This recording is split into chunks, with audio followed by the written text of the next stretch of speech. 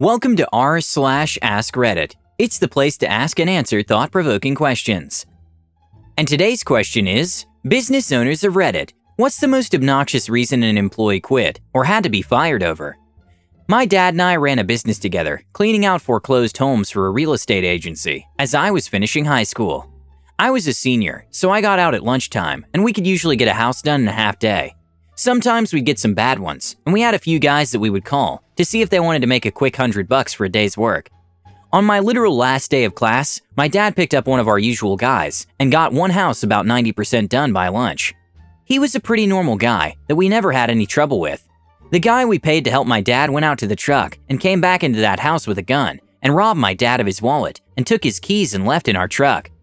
Funny thing is, my dad only had the cash he was about to give him an hour later for finishing up the house. The state police got the guy's number from us, and they told him some bogus story about how my dad was being investigated for not paying his workers, and if he met them with the truck, they would get his statement and let him go. Idiot pulls up and gets arrested on the spot. He got 8 years in prison. We had a young IT intern helping with some hardware inventory tasks. It wasn't uncommon for laptops not to make it back to us, as projects would hoard them from terminated employees. But one day we noticed his backpack open and a laptop of a model we used sticking out. Sent him to the other side of the building and checked the serial number, and yep, it was one he reported as missing during a recent inventory. Opportunistic theft is one thing, but bringing it back into the office every day? Just wow. Opportunistic theft made me think of this real dumb kid. I worked at an electronics store that rhymes with blessed high. On our old register system, a kid figured out that you could give discounts to a certain percent based on the item and price without a manager. So he started discounting things for his friends. You're probably thinking, oh, I'd love if a friend discounted a TV for me. Nope, that's not what he'd do.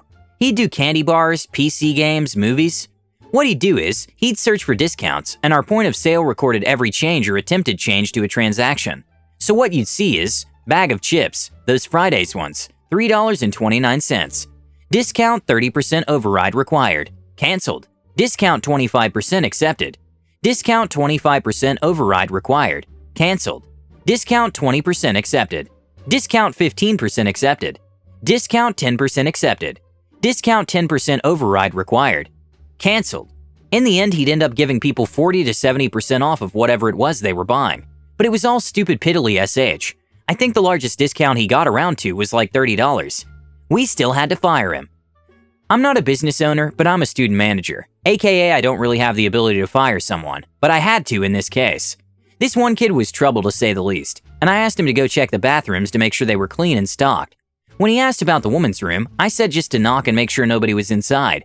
Apparently, he banged on the door and screamed, in his very deep voice, "Who's in here? Everybody get out!" He then entered the bathroom, where a poor little elderly woman was inside the stall, and continued to bang on the stall yelling, "Get out!" He was yelling so loud I actually heard him and went to investigate.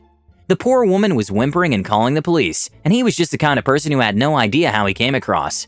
There was many weird issues, but this obviously topped the cake, and I told him he was done and needed to go home. The poor old woman was so upset that she refused to leave the bathroom, and I had to call her son for her. Private security here. If I heard a call like this from a guard, I'd be thinking we're dealing with some "I hope the police get here fast enough" SH.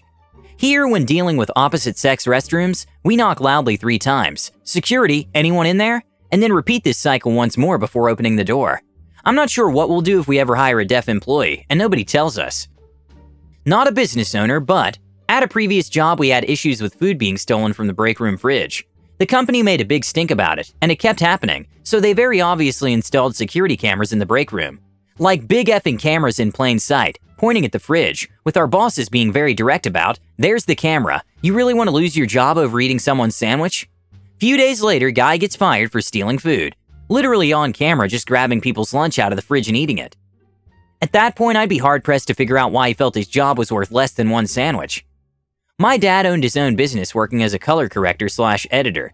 He had this one employee who had been there since day one and ended up becoming similar to an assistant manager. My dad owned that company for 10 plus years, and just recently, he had to fire the assistant manager because apparently he was telling employees and customers that my dad hates gays, people who aren't white, his kids, his whole family, that he's a terrible person, etc. Basically driving all business away, pushing my dad's company towards bankruptcy. Turns out he was a narcissistic sociopath. My dad's just sad his employees never trusted him enough to tell him about what this guy would say to them. I wonder if the guy saying those things could be liable for slander or libel. He caused intentional damage to your dad's business reputation in his statements. Maybe that's worth looking into. Had a guy on a location fake an injury. Now, mind you, he did injure himself severely accidentally, but that wasn't his plan. His plan had been to fake a minor injury and get put on workers' comp. The problem was he screwed up how to do it and ended up hurting himself severely. You ask, how did you know he was trying to fake injure himself? Well, that's very easy to explain. We had a 20-minute tape of him hiding behind one of the trucks on the worksite, practicing his fall. Then a written confession from his friends, saying that he'd been planning it since the day we hired him. Tool and die shop owner here. One of our machinists would go out for lunch and slam back 3 to 4 beers every day. When I found out, I told him he can't drink beer at lunch. He said it was his time, and what he did at lunch was his business, not mine. The next day, he came back from lunch smelling like beer. I let him go on the spot. A few years later, he showed up in my office asking for his old job back. He said that he was an alcoholic back then and was sorry for his behavior. He was now sober and needed a job. I hired him on the spot, and it worked out great for 5 or 6 years. Then he started drinking again, and I had to let him go a second time. I have no idea how he's doing now, but I often wonder. He was a great machinist and a nice guy when he was sober. I fired a guy because he said he couldn't come to work because it was raining and he had just washed his car the day before. I worked for a boutique hotel, small, cute, expensive AF, as an ops manager. Basically, unless the manager had to come in, I was the law. I get a frantic call on my downtime from an employee claiming our overnight guy tried to assault him. I have a sigh, as the guy freaking out is notorious for being a drama queen. I load up the security camera on my home PC, go to the time frame, and holy SH. Our night guy legitimately lunged at his coworker and tried to strangle him. Luckily, a desk was between them, and that gave the victim time to bolt. Instantly felt like a D for doubting him. Well, this is when I call in the area manager. We show up at the crack of dawn and speak with the dude who made the attack, and he claims he didn't do it. We show him the video, and ISHU not, he responds with, I don't recall the events of that evening. We fired him on the spot. What started the fight, you ask? Well, the victim had done extra work to make the attacker's shift easier. The attacker felt like this was an insult to his work ethic. Oh, and I got multiple reference requests from similar hotels, asking for a good reference. I simply said I wasn't able to provide a positive reference, as legally that was all I could say. Employee does a nice thing. Overnight guy, you deserve to die now. Obligatory not a business owner, but my wife's cousin worked with me and her father at our work, landscaping, for a couple of months. He had previous experience, and we needed the help, so we hired him, despite warnings to the owner from my father-in-law that he was an a-hole. To name a couple of things. We were putting fresh mulch in one of the industrial parks that we maintained, and he had me close the doors to the bed of the truck, after which he raised the bed so all the mulch would slide to the back. Except the doors weren't designed for that type of load and immediately sprang open. If they hadn't hit the ground while swinging open, they would have royally effed up the cars on either side of us. He then proceeded to call the owner of the company and tell him what happened, placing all the blame on me for not closing the doors right.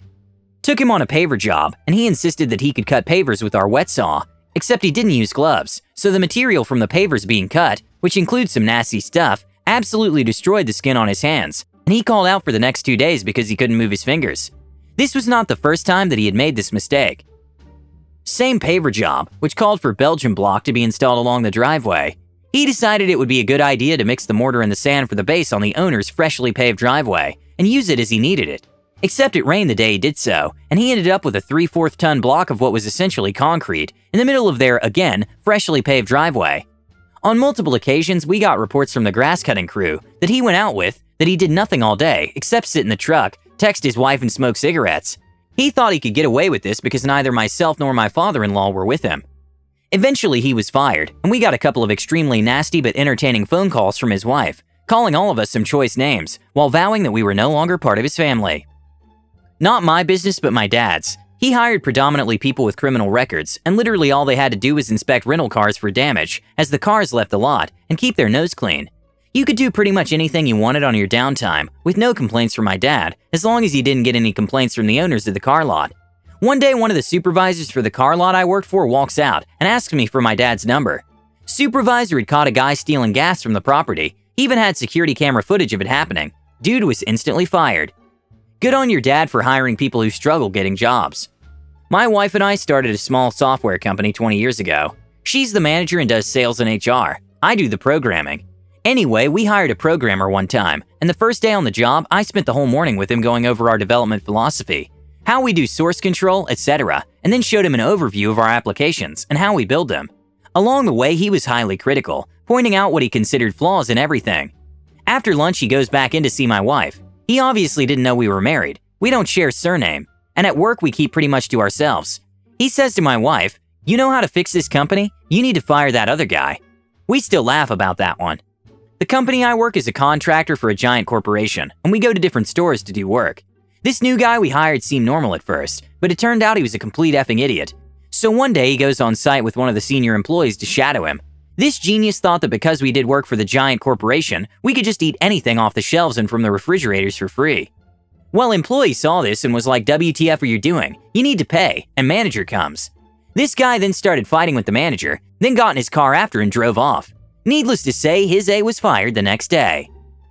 A new heavy mechanic was hired, claimed to have prior experience. He was hired because he had a kid on the way and was in a bad spot financially, and the owners had a soft spot for unlucky people.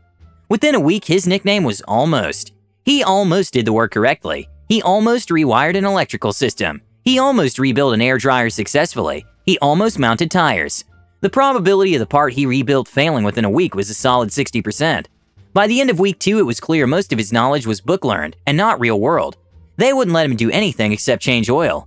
Once his probation period was up and he showed no improvement or drive, they let him go.